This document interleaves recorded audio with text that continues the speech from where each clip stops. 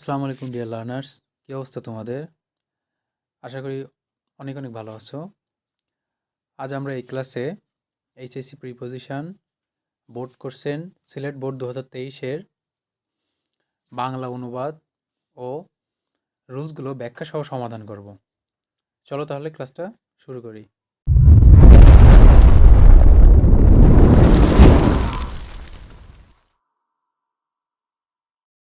দেখো শিক্ষার্থী বন্ধুরা, এখানে সিলেট বোর্ড 2023-এর প্রিপোজিশনের বোর্ড কোশ্চেনটা দেওয়া আছে। এখানে এরকম 10টা প্রিপোজিশনের গ্যাপ দেওয়া থাকবে এবং প্রত্যেকটার নাম্বার দেওয়া থাকবে 0.5 করে, অর্থাৎ টোটাল মার্ক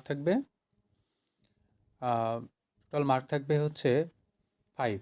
10টার জন্য টোটাল মার্ক থাকবে 5। আচ্ছা চলো তাহলে আমরা ক্লাসটা শুরু করি। তার আগে বলে রাখি, প্রথম থেকে যদি শেষ পর্যন্ত ভালো করে দেখো ভিডিওটা, তাহলে আশা করি প্রত্যেকটার উত্তর তোমরা ব্যাখ্যা সহ জানতে পারবে এবং সাথে সাথে এই যে সেন্টেন্সগুলোর অর্থ দেওয়া আছে সেগুলো তোমরা বুঝতে পারবে। চলো তাহলে আমরা প্রথম থেকে শুরু করি। প্রথমে দেখো দেওয়া আছে করপশন ইজ আ কার্স, অর্থাৎ দুর্নীতি হচ্ছে একটা অভিশাপ, ড্যাশ আ নেশন, একটা জাতির জন্য। তাহলে দেখো এখানে কি বোঝাচ্ছে, এই যে কার্স মানে কি অভিশাপ, কার জন্য? একটা জাতির জন্য। আচ্ছা তাহলে জন্য বা যদি কারণ বোঝায় তাহলে কি বসে? ফর বসে। জন্য বা কারণ বোঝালে ফর বসে। এটা হচ্ছে যে সিম্পল প্রিপোজিশনের রুলস আছে সেটা অনুযায়ী এখানে বসবে for. Curse for a nation, অর্থাৎ করপশন হলো একটা জাতির জন্য অভিশাপ, কারণ বোঝাচ্ছে এখানে, এই জন্য ফর বসবে। ইট ইজ এ গ্রেট হিন্ডারেন্স, এটা বড় একটা বাধা। ড্যাশ দ্য ডেভেলপমেন্ট, উন্নতির, অর্থাৎ করপশন হলো উন্নতির অন্তরায় বা বাধা। তাহলে দেখো এখানে কিন্তু দেওয়া আছে হিন্ডারেন্স, হিন্ডারেন্সের পরে কি বসে? টু বসে। এটা একটা অ্যাপ্রোপ্রিয়েট প্রিপোজিশন, হিন্ডারেন্স টু মানে বাধা বা অন্তরায়। তোমরা সাথে সাথে এগুলোর অর্থ তোমাদের খাতায় নোট করে নিতে পারো, তাহলে মনে থাকবে এবং বুঝতেও সুবিধা হবে। তাহলে এখানে কি হবে? হিন্ডারেন্স টু মানে বাধা বা অন্তরায়। ড্যাশ করাপ্টেড পিপল, আচ্ছা করাপ্টেড পিপলের জন্য a nation will surely suffer dash the long run, একটা জাতি পরিণামে অনেক ভোগে বা ভুগবে। তাহলে এখন কি বোঝাচ্ছে? করাপ্টেড পিপলের জন্য, তাহলে জন্য বোঝালে আমরা একটু আগেই জানলাম, জন্য বা যদি কারণ বোঝায় তাহলে কি বসে?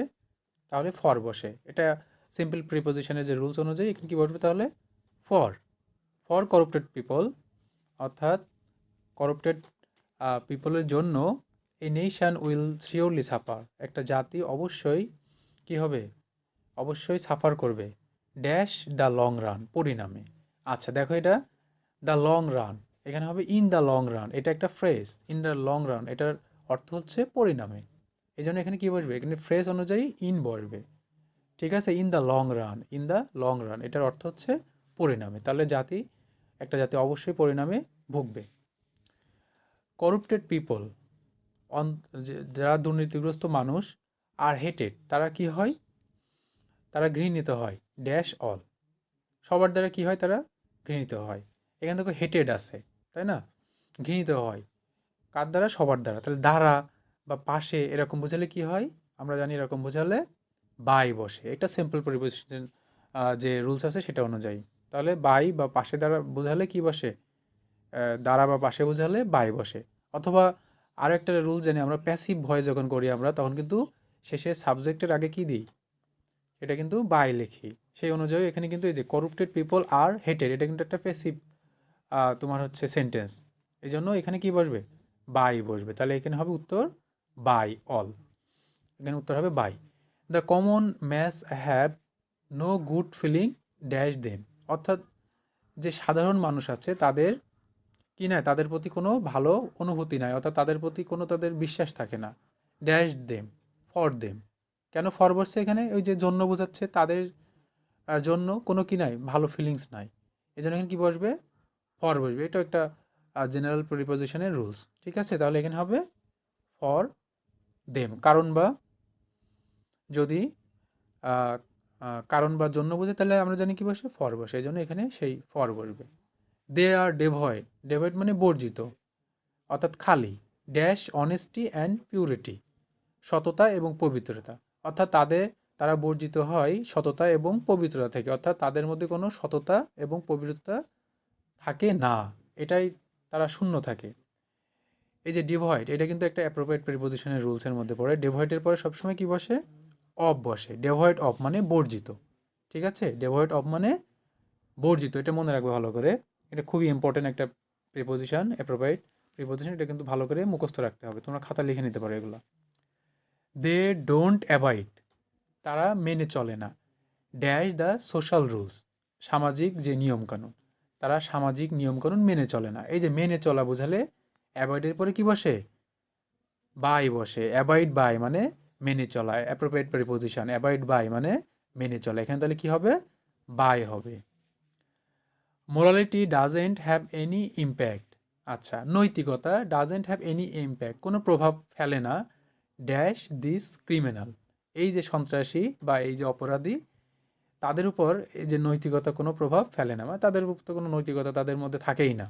আচ্ছা, ইম্প্যাক্ট, ইম্প্যাক্টও কিন্তু একটা প্রেপোজিশন, এই অ্যাপ্রোপ্রিয়েট প্রিপোজিশনের রুলসের মধ্যে পড়ে।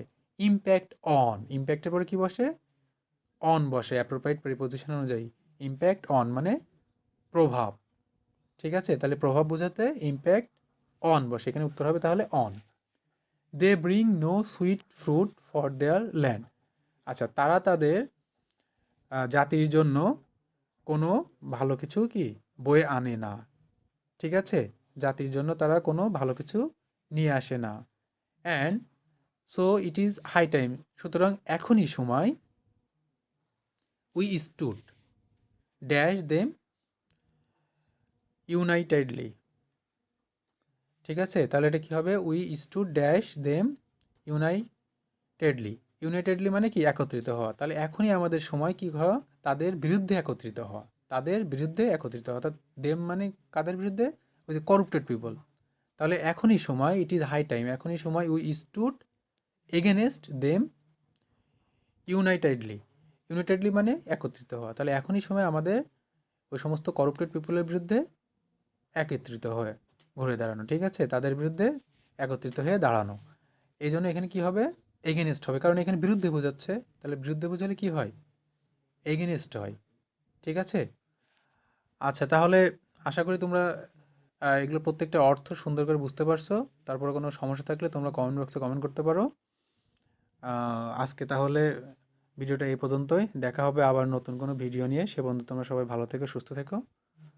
আল্লাহ হাফেজ।